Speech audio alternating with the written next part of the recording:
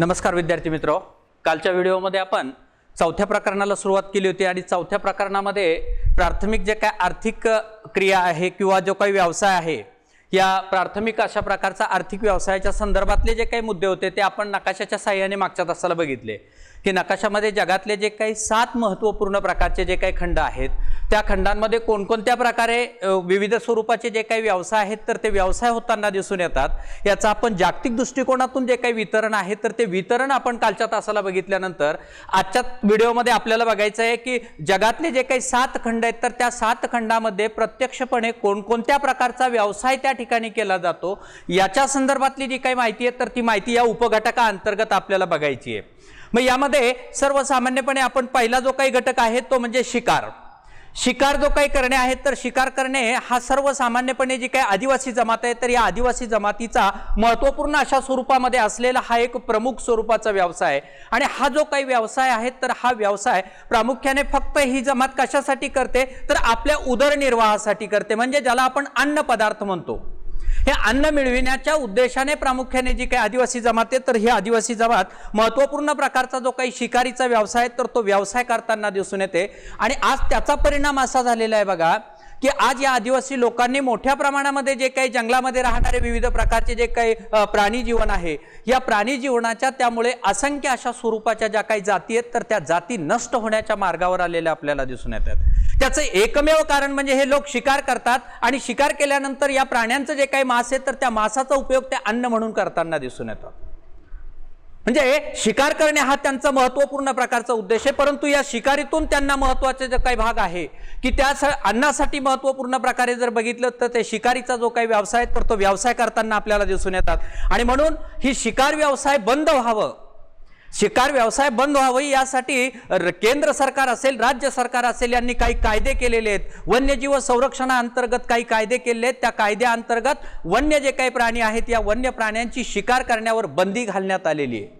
परंतु आपल्या देशामध्ये जर आपण बघितलं तर कायदे हे फक्त कागदपत्री आहे, प्रत्यक्ष या कायद्यांची जी काही अंमलबजावणी आहे ती अंमलबजावणी होताना फारशी दिसून येत नाही आणि त्याचा दुष्परिणाम असा झाला की आपल्या सभोवताली असणारे जे काही प्राणी आहेत हे प्राणी आता गावाकडे धाव घेताना आपल्याला दिसून येत आहेत। त्याच्या महत्त्वाचं कारण फक्त की जंगलमय प्रदेश नष्ट झालेला आहे, ज्या प्राण्यांच्या जाती नामशेष होत आहेत, पाण्यासाठी भटकंती करावी लागते, अन्नासाठी भटकंती करावी लागते आणि म्हणून सदरचे जे काही प्राणी आहेत सदरचे जे काही पशुपक्षी आहेत तर हे गावाकडे येताना दिसून येतात। मग ते लोकांवर जो काही आघात आहे तर तो आघात, आता याचं उत्तम उदाहरण द्यायचं झालं तर आपल्या आंबेगाव तालुक्यामध्ये बिबट्यांचा संचार सर्वाधिक मोठ्या प्रमाणात दिसून येतोय। त्याच्या मागचं कारण जर आपण शोधलं तर या प्राण्यांना आवश्यक असणारे जे काही वन्यजीव आहेत तर ते इथे नष्ट होण्याच्या मार्गावर आहे। आदिवासी जमातींनी मोठ्या प्रमाणात जंगलतोड केली गेली आहे, त्यामुळे हे प्राण्यांसाठी असणारं संरक्षण म्हणजे त्यांच्या पुनरुत्पादनाच्या दृष्टिकोनातून असेल घनदाट अशा प्रकारचा अरण्यमय प्रदेश या ठिकाणी शिल्लक राहिलेला नाही आणि म्हणून हे प्राणी गावाकडे धाव घेताना दिसून येत आहेत। मग ज्यावेळेस हे प्राणी गावाकडे धाव घेतात त्यावेळेस यांची शिकार केली जाते, म्हणजे शिकार करून फक्त अन्नच मिळवलं जातं असाही भाग नाहीये। या प्राण्यांपासून या प्राण्यांची कातडी असेल ती कातडी विकली जाते, या प्राण्यांची जी काही हाडं असेल ती हाडं विकली जातात, नखं विकली जातात, या प्राण्यांची जी काही दात असेल ती दात विकली जातात आणि त्यापासून मोठ्या प्रमाणामध्ये आपल्याला परकीय जे काही मोठ्या प्रमाणात जो काही परकीय चलन आहे तर ते चलन किंवा पैसा उपलब्ध होताना दिसून येतोय। म्हणजे सर्वसामान्यपणे जर आपण बघितलं जगातले विविध प्रकारचे जे काही खंड आहेत मग आज सर्वसाधारणपणे प्रेरी नावाचा गवताळ प्रदेश असेल उत्तर अमेरिकेतील, रशियामधील स्टेप्स नावाचा गवताळ प्रदेश असेल, ऑस्ट्रेलियातील डाउन्स नावाचा गवताळ प्रदेश असेल, त्यानंतर सर्वसाधारणपणे दक्षिण जो काय आफ्रिका खंड आहे या दक्षिण आफ्रिकेतील व्हेल्ड नावाचा गवताळ प्रदेश असेल। या गवताळ प्रदेशामध्ये जर तुम्ही आपण बघितलं तर मोठ्या प्रमाणामध्ये या प्राण्यांची जी काही शिकार आहेत तर ती शिकार केली जाते आणि शिकार करून त्या प्राण्यांपासून जे काही अवशेष आहेत ते अवशेष त्या प्राण्यांचे विकले जातात आणि त्यापासून पैसा मिळवण्याचं काम होताना आपल्याला दिसून येतं। आज दक्षिण आफ्रिकेतील कलहारी जे काही वाळवंटी प्रदेश आहे या प्रदेशामध्ये राहणारी बुशमेन नावाची जमात आहे, विषुववृत्तीय प्रदेशामध्ये राहणारी जो काही सेल्वाज नावाचा गवताळ प्रदेश आहे, तिथे कांगो नदीचं जे काही खोरं आहे तर त्या खोऱ्यामध्ये असणारी जी काही पिग्मी जमात आहे, बोरो इंडियन नावाची जमात आहे, टुंड्रामध्ये असणारी एक्सिमो नावाची जमात आहे, ही जी काही जमात आहे तर या जमाती मोठ्या प्रमाणामध्ये जर बघितलं तर शिकार करून आपली जी काही उपजीविका आहे तर ती उपजीविका भागवण्याचं काम करताना दिसून येतात।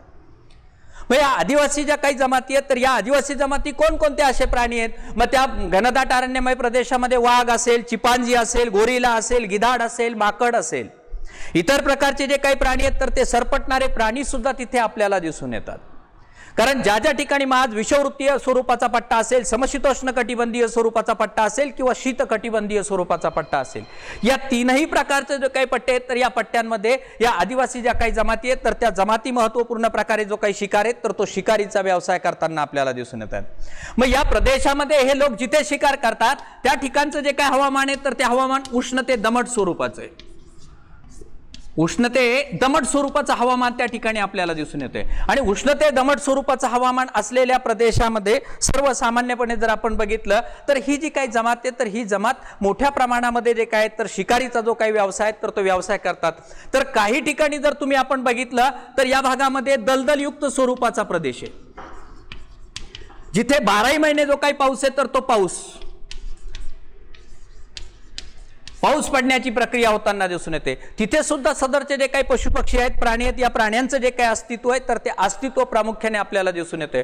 म्हणून आज सर्वसामान्यपणे जर तुम्ही आपण बघितलं तर विविध प्रकारचे जे प्राणी मात्र आहेत यांची जे काही विविध स्वरूपामध्ये जी काही हत्या केली जाते, त्यांना मारलं जातंय, त्यापासून विविध प्रकारच्या वस्तू तयार होताना दिसून येत आहेत आणि त्याची बाहेरच्या बाजारपेठेमध्ये जे काय तर चोरून का होईना परंतु त्याची जी काही विक्री आहे तर ती विक्री होताना आपल्याला दिसून येते. हा त्या दृष्टिकोनातून पहिला महत्त्वपूर्ण की हा आदिवासी जमातीचा प्राथमिक अशा स्वरूपाचा हा एक मुख्य व्यवसाय. दुसरा व्यवसाय बघा की फळे आणि कंदमुळे गोळा करणे.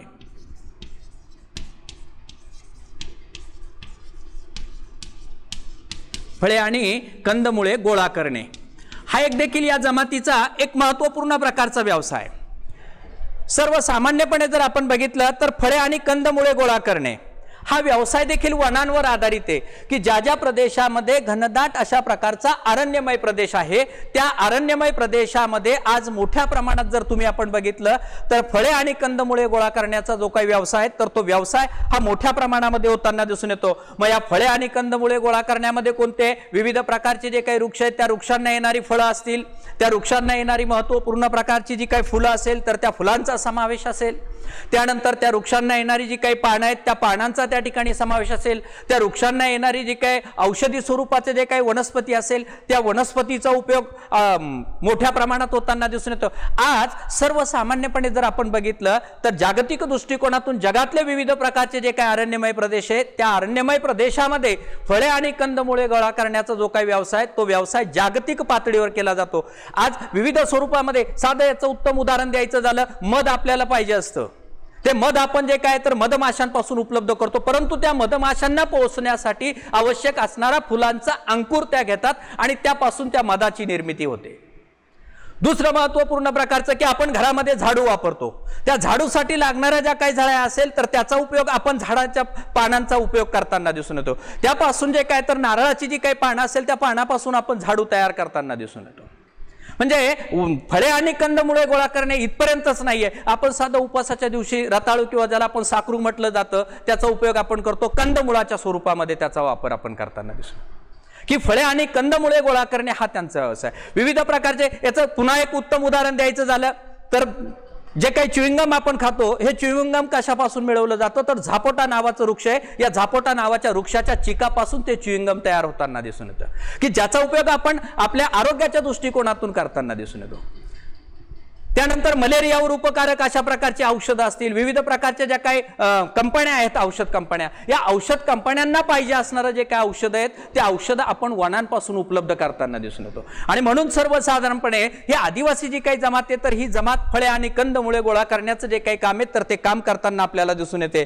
त्यामध्ये विविध प्रकारच्या फुलांच्या असेल, पानं असतील, औषधी स्वरूपाच्या वनस्पती असेल, त्या विकून त्याच्यावर आपला जो काही उदरनिर्वाह आहे तो उदरनिर्वाह भागविण्याचं काम हे लोक करताना दिसून येतात.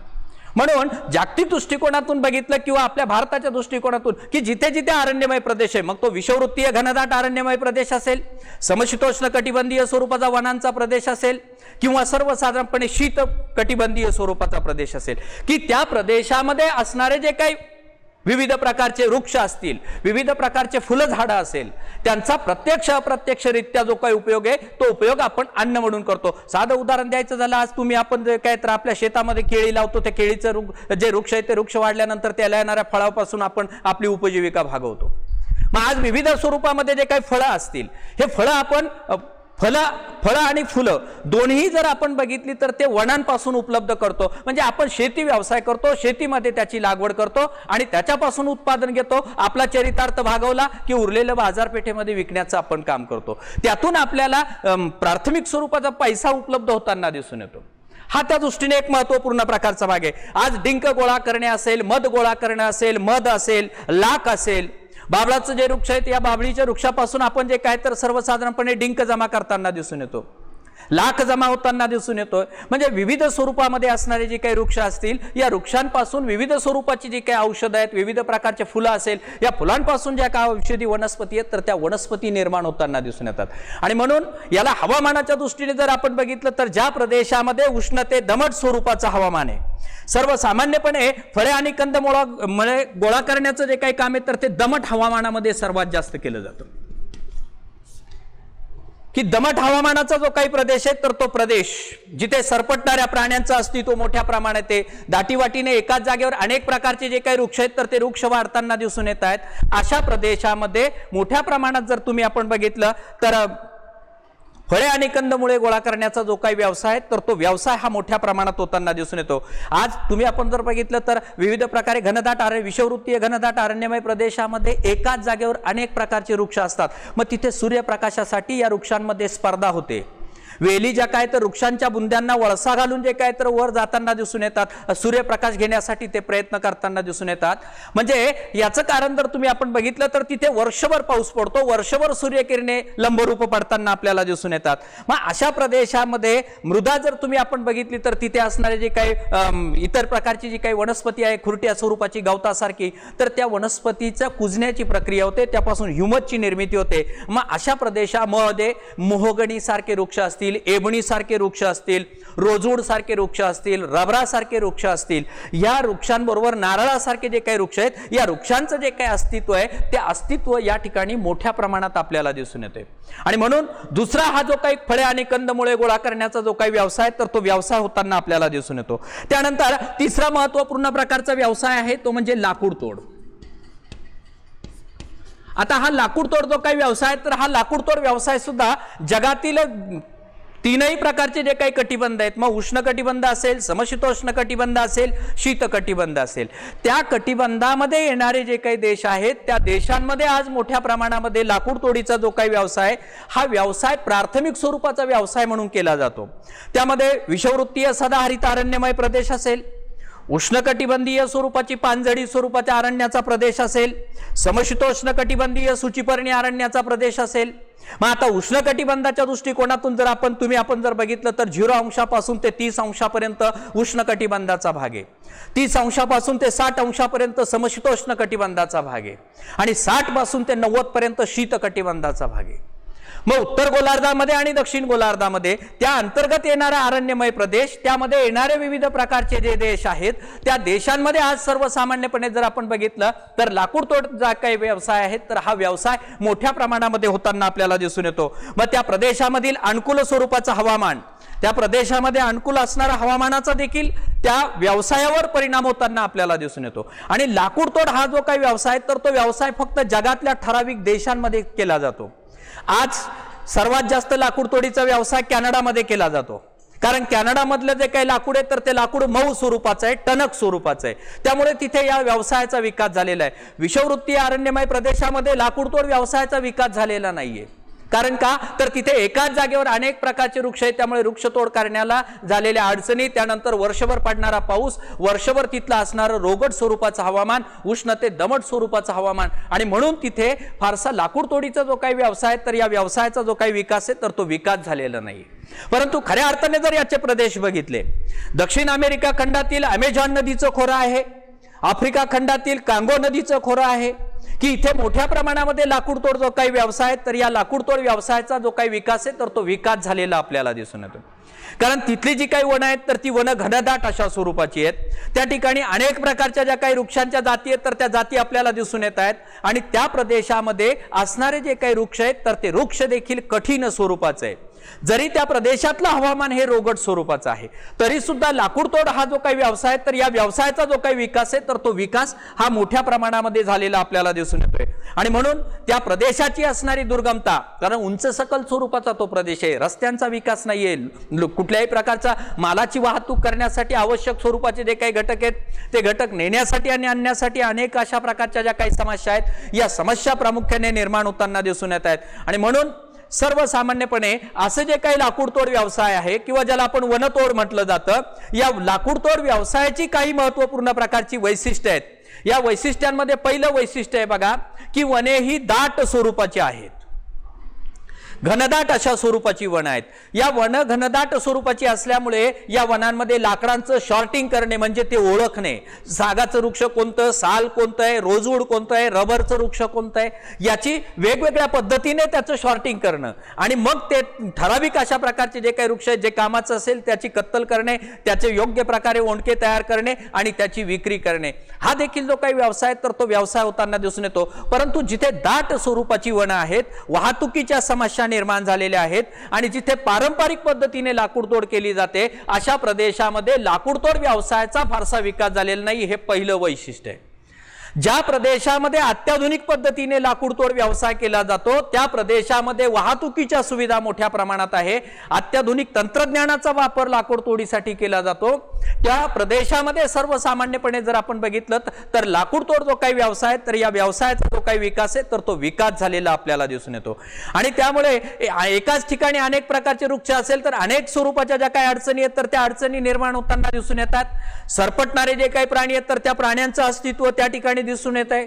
उपद्रवी स्वरूपाचे जे काही कीटक आहेत तर ते कीटक देखील त्या प्रदेशात आढळताना दिसून येतात. मग त्याचा परिणाम असा होतो की लाकूड तोड जो काही व्यवसाय तर त्या व्यवसायाला अडचणी निर्माण होताना दिसून येतात. की हा त्या दृष्टिकोनातून एक महत्त्वपूर्ण प्रकारचा भाग आहे. म्हणून जगातले जे काही विविध प्रकारचे जे काही खंड आहेत किंवा विविध प्रकारचे जे काही प्रदेश आहेत या प्रदेशांमध्ये कशा पद्धतीने लाकूड तोड व्यवसाय केला जातो याच्या संदर्भातला पुढचा याच्याशीच निगडित स्वरूपाचा पुढचा जो काही मुद्दा आहे तो म्हणजे उष्णकटिबंधीय पानझडी स्वरूपाचे वने की त्या किंवा त्याला आपण म्हटलं जातं मान्सून स्वरूपाचे किंवा मोसमी स्वरूपाचे वने.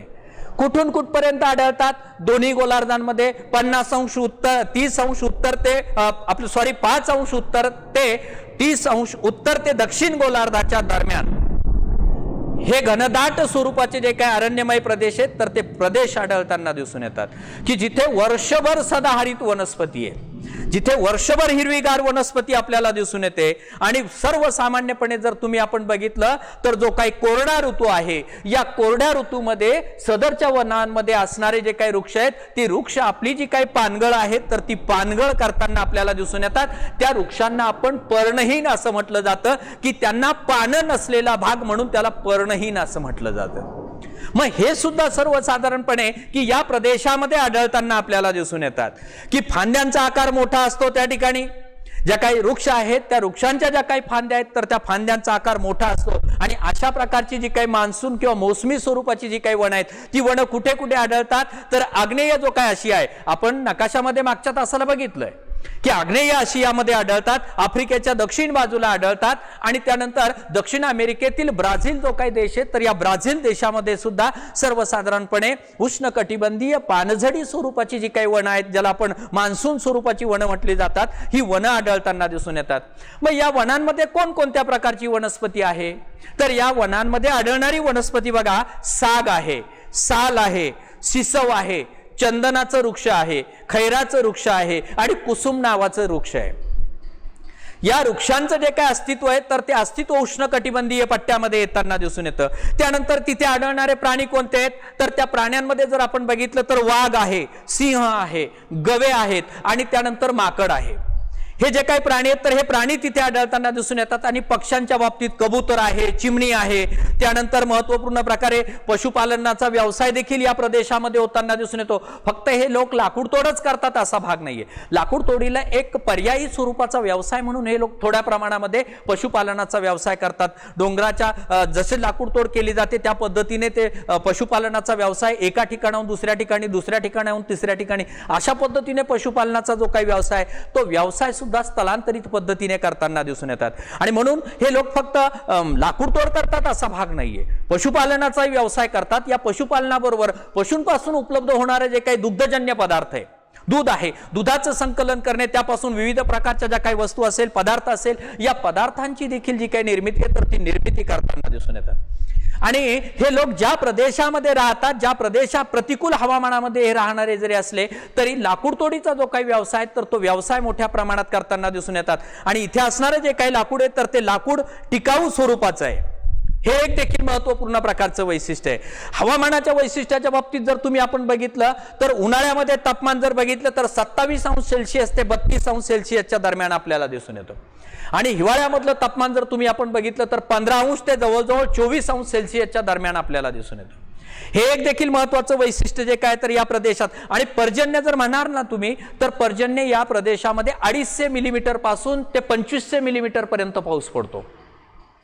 हे एक देखील महत्वाचं जे काही वैशिष्ट्य आहे तर ते वैशिष्ट्य प्राथमिक स्वरूपाच्या ज्या काही आर्थिक क्रिया आहेत तर या आर्थिक क्रियांच्या बाबतीत आपल्याला दिसून येतात. अनेक अशा प्रकारच्या ज्या काही प्राणी आहेत या प्राण्यांच्या शिकारीमुळे प्रजाती नष्ट झालेल्या आपल्याला दिसून येत आहेत. काटेरी स्वरूपाची झुडपं आहेत. या काटेरी झुडपांबरोबर शेती करतात. त्या शेतीमध्ये भात हे मुख्य अशा प्रकारचं पीक लावलं जातं.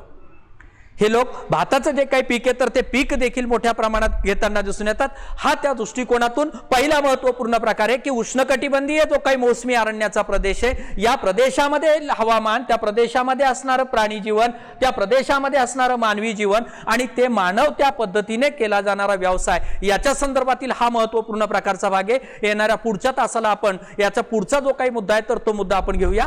थँक्यू.